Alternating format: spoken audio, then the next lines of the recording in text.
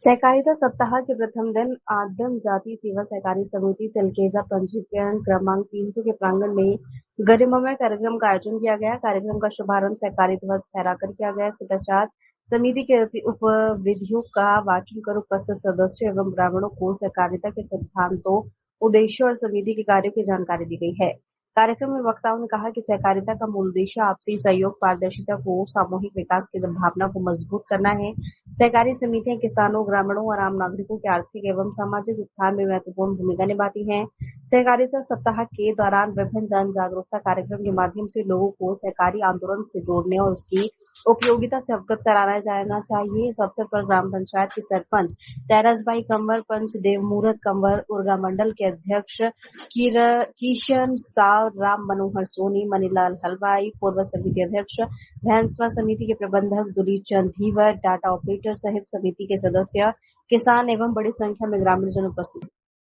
सेवा सहकारिता समिति मर्यादित तिलकेजा में उपस्थित हो कार्यक्रम है से सहकारिता सप्ताह के हमार नरेंद्र मोदी जी के सुशासन में सहकारिता मंत्रालय अलग से बनाए गए हैं। और लगभग 5 साल आज पूरा होने वाला है और 6 जुलाई 2021 के सहकारिता मंत्रालय बना रही। ओकर मतलब है कि हमारे किसान मन हर क्षेत्र में आगे बढ़े। पहले ऐसे व्यवस्था नहीं रही, पहले कृषि मंत्रालय के अंतर्गत आए, अब सहकारिता मंत्रालय सेपरेट बना दिए गए है। किसान मन की उन्नति व और साथ ही साथ एमा हमारे और गाँव के जो भी हैं युवा हैं, मत्स्य पालन करके आगे बढ़ सकते हैं, कुक्कुट पालन करके आगे बढ़ सकते हैं। वह मन ला योजना के तहत जोड़ के कैसनो करके सबके आर्थिक स्थिति ला उन्नति प्रदान करना और 2047 तक विकसित भारत बनाए बा हमारे सहकारिता क्षेत्र के विशेष योगदान रहे। ऐसे करके आज कार्यक्रम रखेगी रिसे और कार्यक्रम एक सप्ताह चलने के कार्यक्रम है। आज पहला दिन है। आज सतरंगी जो ध्वजारोहण करीन है और ओकर बाद 7 दिन तक चली। रोज अलग अलग कार्यक्रम है। कहूँ दिन पर्यावरण के दिशा में वृक्षारोपण, कहूँ दिन युवा मन ला प्रोत्साहित करे बा बहुत सारा वो गतिविधि है। और ये सब के आज पहला दिन हमारे तिलकेजा के सहकारी समिति में मनाएगी। किसानों के लिए और क्या क्या सुविधाएं हैं सहकारिता समिति में? सहकारिता मंत्रालय बनने के बाद बहुत सारी सुविधाएं हैं। सबसे पहले तो मैं बता रहा हूं कि जो हमारी विभिन्न जो सरकार की योजनाएं चल रही हैं उसका प्रमुख योजना है किसानों को पहले ही क्रेडिट में केसीसी दे करके खेती के लिए, साथ ही साथ 6,000 रुपये सालाना उनको किसान सम्मान निधि अलग से दिया जा रहा है ताकि वो अपना उचित व्यवस्था खेती के लिए कर सकें।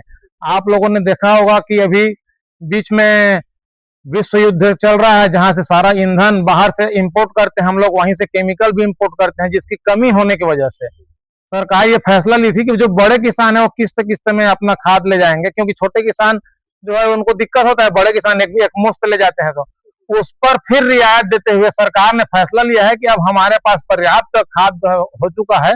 सभी केंद्रों में हमारे छत्तीसगढ़ के आज 2058 सहकारिता केंद्रों में यह कार्यक्रम आयोजित किया गया है और सभी केंद्रों में पर्याप्त मात्रा में खाद का भंडारण हो चुका है।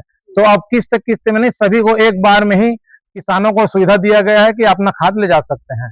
अभी इसी साल से लागू हुआ है क्या ये सप्ताह जो चल रहे हैं? जी, क्योंकि 5 साल हो गया हमारा सहकारिता मंत्रालय को, तो उसके उपलब्धि के ऊपर सहकारिता सप्ताह का आयोजन इस वर्ष से किया गया है। अब ये प्रत्येक वर्ष सभी सहकारी समिति में इसको मनाया जाएगा। झंडा जो फहराए हैं उसकी मुख्य विशेषता क्या है? झंडा जो है ये 7 रंगों से बना हुआ है। इसमें खुशहाली का प्रतीक है, हरा जो है, पीला जो है समर्पण का प्रतीक है, केसरिया जो है हमारा सनातन संस्कृति का प्रतीक है। ऐसे अलग अलग महत्व हैं 7 रंगों के।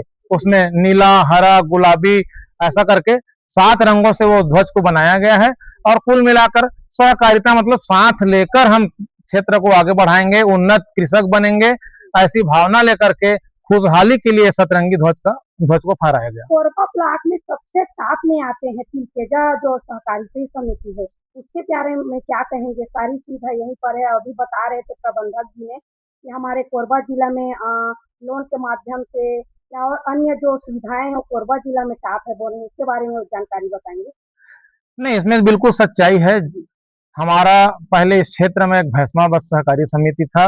जब से अलग होकर के हमारा तिलकेजा अलग हुआ है, उसके बाद कुदुर माल भी बन गया। तो सभी केंद्रों में व्यवस्थित ढंग से संचालन अभी चल रहा है और सभी केंद्र आगे बढ़ रहे हैं, जिसमें तिलकेजा जो है बिल्कुल टॉप पे है, क्योंकि यहाँ का जो प्रबंधन है वो बहुत ही बढ़िया है। सभी किसानों को सुविधा मुहैया कराते हैं बाकायदा। कोई भी किसान यहाँ से निराश होकर के नहीं जाता। यहाँ के जनप्रतिनिधि, यहाँ के हमारे प्रबंधन समिति, यहाँ के किसान सभी मिलजुल करके आगे काम कर रहे हैं, इसलिए नई नई योजनाओं का लाभ भी हमारे समिति को मिलता है। अभी पर्यावरण के ऊपर भी हम लोग वृक्षारोपण का तय करने वाले हैं यहाँ पे।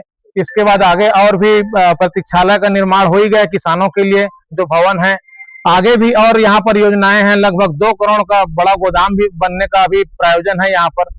तो बहुत जल्दी और विकास की दिशा में हम आगे बढ़ेंगे, क्योंकि सबका साथ सबका विकास यह उद्देश्य है। और किसानों को आपके द्वारा क्या संदेश देना चाहेंगे?